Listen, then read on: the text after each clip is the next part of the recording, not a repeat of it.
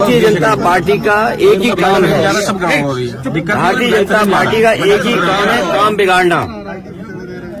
अगर हमेशा कर लो थोड़ा सा कोई भी हो, उनके परिवार के लोग या उनके अनुयायी या आसपास के लोग उन्हें सम्मान देना चाहते हैं, उनकी प्रतिमा लगाना चाहते हैं, तो सरकार को कहां से ये कानून याद आ जाते हैं और जानबूझ करके इस तरह का व्यवहार करते हैं, डराने का काम करते हैं।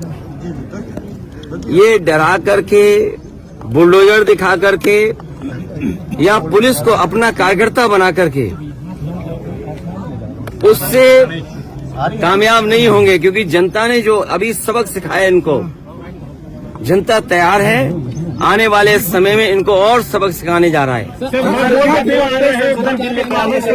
चुनाव से पहले भारतीय जनता पार्टी षड्यंत्र करना चाहती है, चुनाव से पहले, और उनका लक्ष्य पहले दिन से रहा है कि समाजवादियों को कैसे बदनाम किया जाए, और खास कर के मुसलमानों को लेकर के उनकी जो सोच है वो अनडेमोक्रेटिक है, अनकॉन्स्टिट्यूशनल है। ये सोचिए, एक मुख्यमंत्री योगी, तो इसका मतलब ये है कि अगर कोई योगी अगर वो लोकतंत्र पर भरोसा नहीं करता है और कॉन्स्टिट्यूशन पर भरोसा नहीं करता, वो योगी नहीं हो सकता है। मैं 3 घटनाओं का उदाहरण देना चाहता हूं आपके सामने जी। पहली घटना हाथरस, जिसमें एक साधु संत के कार्यक्रम के लिए, परमिशन के लिए भारतीय जनता पार्टी के विधायक और नेताओं ने लिखा था, लेकिन जो प्रशासन को काम करना चाहिए था उस जिम्मेदारी से सुरक्षा और उन चीजों का इंतजाम करना था, वो नहीं किया, जिसका परिणाम ये हुआ कि बड़ी संख्या में लोगों की जान चली गई। न केवल जान गई है, उनका नुकसान हुआ बड़े पैमाने पर। बहुत से लोगों का हाथ पैर या जो भी नुकसान हुआ, उसका कोई मदद सरकार ने नहीं की। दूसरा, आपने देखा होगा गोमती नगर में जो भी बना हमको दे देना, और जो मुख्यमंत्री ने सदन में ये कहा, सूची तो हालांकि बहुत लंबी थी, इसमें पुलिस का दोष कम है, पुलिस तो पूरी सूची दी थी, लेकिन भारतीय जनता पार्टी के जो मुख्यमंत्री और सरकार है वो ये चाहती है कि पुलिस भी भारतीय जनता पार्टी की कार्यकर्ता बन जाए। ये जो नए तरह का काम हो रहा है कि पुलिस को भी ये भारतीय जनता पार्टी का कार्यकर्ता बना रहे हैं। जब पुलिस ने सूची दी सब नामों की, तो आखिरकार मुख्यमंत्री जी ने केवल यादव और मुस्लिम का नाम क्यों पढ़ा? और सच्चाई पुलिस भी जानती है कि जिसमें कि यादव का जिसका नाम लिया है, सुनने में आ रहा है कि वो फुटिंग में नहीं था, जो कैमरे की जो तस्वीर है उसमें नहीं है, वो कैमरे में नहीं था, क्योंकि वो चाय पीने गया था और पुलिस को यादव मिल गया, इसलिए उसको जेल भेज दिया। मैं आपके सामने कहना चाहता हूं, ऐसे लोग जो कानून का उल्लंघन कर रहे हैं और भारतीय जनता पार्टी के कार्यकर्ता बन करके काम कर रहे हैं, जब कभी भी सरकार आएगी, ऐसे अधिकारियों के खिलाफ भी कार्रवाई होगी। तीसरा उदाहरण अयोध्या का, जिसमें कोई पॉलिटिकल पार्टी, अगर समाजवादी पार्टी ये बात कहती है कि डीएनए टेस्ट होना चाहिए, कैसे मुख्यमंत्री हैं ये, इन्हें कौन राय दे रहा है? ये कानून किसका संशोधित है? ये इन्हीं का संशोधित कानून है 2023 का, जिसमें ये कहा गया है कि डीएनए टेस्ट होना चाहिए अगर 7 साल से ज्यादा किसी की सजा का कोई प्रावधान है तो क्या गलत मांगा?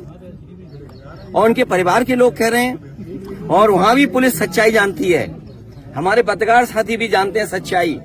वहां की पुलिस जब बीजेपी के इशारे पर और वो सच्चाई से अगर काम करना चाहते तो उन्होंने क्या किया? उन अधिकारियों के खिलाफ कार्रवाई कर दी।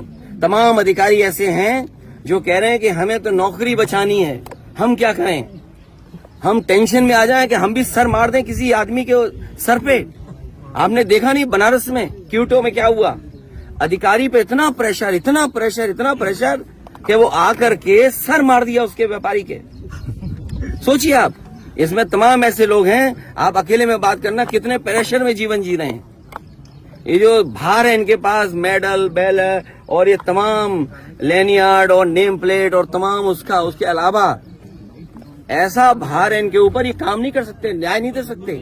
और उसका परिणाम ये हुआ कि भेदभाव कर रहे हैं, और ये भेदभाव इसलिए कर रहे हैं कि इनको हर जगह राजनीति दिखाई दे रही है, वोट दिखाई दे रहा है।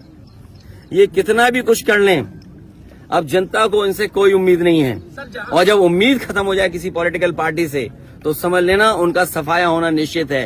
ये जो हारे हैं, इतना बुरा हारे हैं, जनता इससे भी बुरा इन्हें हराएगी, तभी इनका इलाज हो सकता है। एंग्लो इंडियंस की लोकसभा में और विधानसभा में एक सीट हुआ करती थी, उनका रिप्रेजेंटेशन था। इन्होंने जनगणना करा ली फर्जी, इन्होंने फर्जी जनगणना कराई और फर्जी जनगणना करा करके एंग्लो इंडियंस की एक सीट ले ली, छीन ली। अभी सुनने में आ रहा है, एक मंत्री जी चिल्ला रही हैं कि आरक्षण खत्म हो गया। अच्छा, आप खुद सोचिए, सरकार में भी रहेंगे और आरक्षण की भी बात करेंगे, तो जिन्हें आरक्षण की चिंता है, जो पिछड़े दलित और अल्पसंख्यक आदिवासी भाई बहन हैं, चाहे वो दिल्ली में हो चाहे लखनऊ में है, तुरंत बीजेपी को छोड़ दें, तुरंत छोड़ दें। और ये भाई जाति जनगणना एक स्टूल किट नेता हैं, वो बहुत किट कर रहे हैं, किट। मुझे लगता है उनका ऑफर मुझे खत्म करना पड़ेगा। सुनने में आ रहा है कि जो स्टूल किट मंत्री हैं, ये उधार पे बैठे हुए हैं, उन्हें हुक्म मिलता है तो कभी इधर कभी उधर, कभी उधर कभी इधर। कम से कम इन्हें कास्ट सेंसस की बात करनी चाहिए, जाति जनगणना की बात करनी चाहिए, और जो आरक्षण खत्म हो रहा है उसके बारे में बात करना चाहिए। हमारा जो साथी कह रहा है, सहारनपुर में जिस तरह की घटना हुई है, पीलीभीत में एक महिला खेत पे गई, उसके साथ गलत घटना हुई।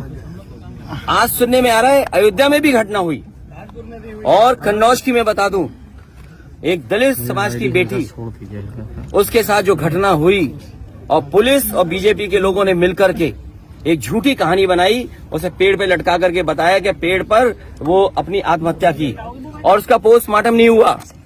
ये पोस्टमार्टम किसकी वजह से नहीं हुआ है? वहां के बीजेपी के नेता हैं जिनकी वजह से पोस्टमार्टम उस बेटी का नहीं हुआ है। हम तो आपके तरफ से मांग करेंगे कि जिस बेटी को पेड़ पर लटकाया गया था कन्नौज की, जिसका पोस्टमार्टम नहीं हुआ, उसका दोबारा पोस्टमार्टम कर करके, और जो उसके बीजेपी के कार्यकर्ता नेता शामिल थे, उन पर भी इसी तरह बुलडोजर चलाया जाए।